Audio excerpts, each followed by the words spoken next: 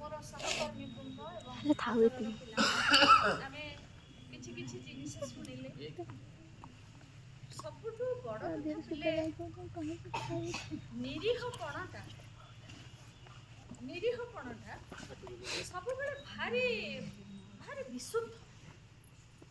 ଯେତେ ବଡ଼ ବଡ଼ ବାତ୍ୟା ଆସିଲେ ବି ଏ ବଡ଼ ଗଛ ସବୁ ଭାଙ୍ଗି ବସେ ନା, ଦୁବ ଘାସ ଉପର ଦେଇକି ପଳେଇବ, ଦୁବ ପୁଣି ଠିଆ ହେଇକି। ସେଥିପାଇଁ ପିଲାମାନଙ୍କର ବିପଦ ଆପଦରୁ ଭଗବାନ ତାଙ୍କୁ ଆଗେ ରକ୍ଷା କରେ।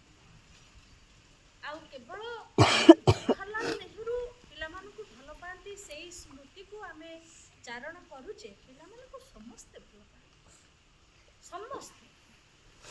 ସେଇ ଭଲ ପାଇବା ଭିତରେ ବିଷ ହେଇକି ଗୋଟିଏ ଗୋଟିଏ ଜିନିଷ ମିଶି ଯାଉଛି। ପିଲାମାନଙ୍କର କେତେବେଳେ ବ୍ୟବହାରିକ ସଙ୍କଟ ମାନେ ଏବେ ପପୁ ସାର୍ କହୁଥିଲେ, ଆଜି ପର୍ଯ୍ୟନ୍ତ ମୋ ବାପା ମୋ ସ୍କୁଲର ଶିକ୍ଷକ ମୋତେ ପାଠ ପଢ଼େଇଛନ୍ତି। ମୁଁ ଆଜି ପର୍ଯ୍ୟନ୍ତ ବାପାଙ୍କ ପାଖରେ ସିଧାସଳଖ ମୁହଁ ବୁଲେଇକି କଥାବାର୍ତ୍ତା କରିନି।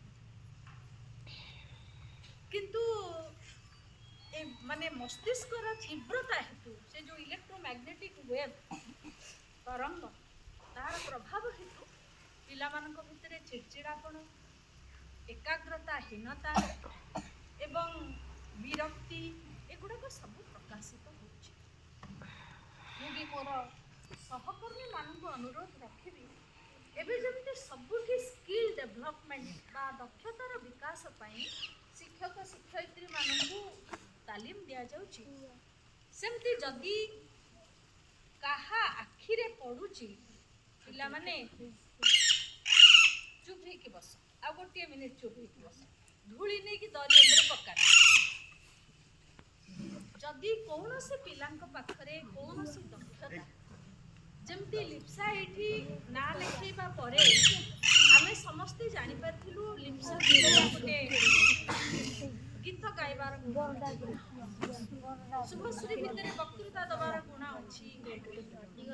ପ୍ରିୟଙ୍କା ଆଜିର ଯେଉଁ ସଭା, ସେ ସଭାରେ ପ୍ରିୟଙ୍କା ଆଜି ପରିଚାଳନାରେ ଗୋଟେ ମୁଖ୍ୟ ଅଂଶ ଗ୍ରହଣ କରିକି ଏଠି ଫଟୋ ସଜେଇବାରୁ ଆରମ୍ଭ କରି, ଫଟୋ ଉଠେଇବାରୁ ଆରମ୍ଭ କରିକି, ପିଲାମାନଙ୍କୁ ପଛରେ ଜଗିବାରୁ ଆରମ୍ଭ କରିକି, ସେପଟେ ସେ ଦୁଇ ଜଣ ଯାକ ପାଣି ଜ୍ୟୋତି ଆଉ ଆଶୁତୋଷ, ସେମାନେ ପୁରା ମୂଳରୁ ଠିଆ ହେଇକି ରହିଛନ୍ତି। ତାଙ୍କ ଭିତରେ ସେଟା ଗୋଟେ ପରିଚାଳନାର ଦକ୍ଷତା ଅଛି। ଏମିତି ଆମେ ଯେତେ ପିଲା ଏଠି ଅଛେ, ଏ କୁନି କୁନି ପିଲାମାନଙ୍କର ଧୂଳି ଗୋଟେଇବାର ଦକ୍ଷତା ଯେମିତି ଅଛି, ଧୂଳି ଗୋଟେଇକି ତା ଉପରେ, ସେଟା ନିରୀହପଣ।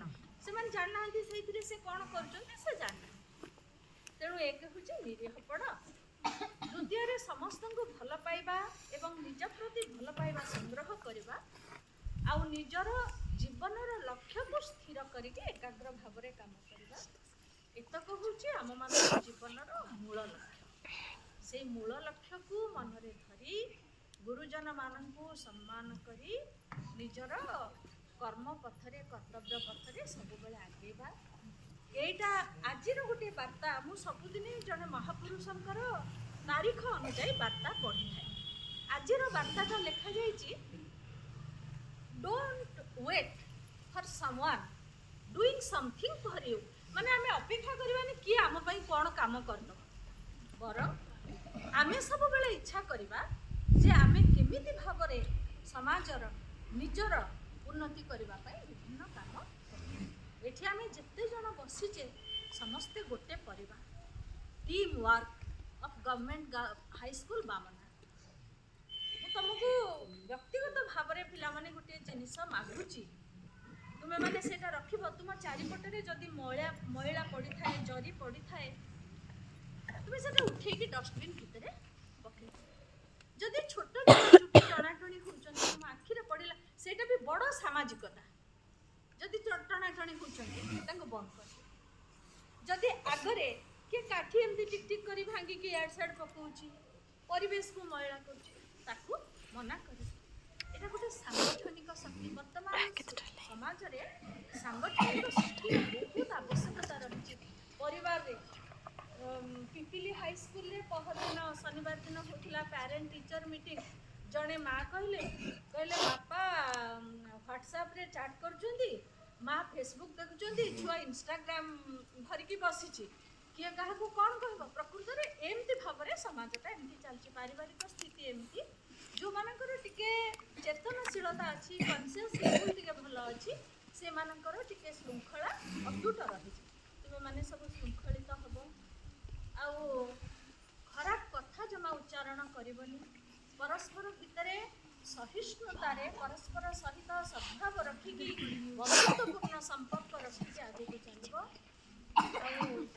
तम मानकर भविष्य उज्ज्वलमय हो से समस्त तरफ मु ईश्वर पाखे प्रार्थना करुच्ची विनम्र प्रार्थना करुच्ची आ तम मान बहुत बहुत शुभेच्छा जन आज सांग आ जो मैंने सहयोग करिसेंती विभिन्न भाव सेवा देइसेंती प्रियंका आशुतोष ज्योति प्रकाश आ कुलमणि जो मैंने प्रथम आसिक तपु सार शोभा प्रसाद प्रसन्न सार आ सब आमर दीदी आ सार माने सब सहकर्मी माने मु समस्त ना तो उच्चारण करि पारुनी समस्ते ए सभाटी को सफल करिबारे मु अशेष अशेष धन्यवाद समस्त को।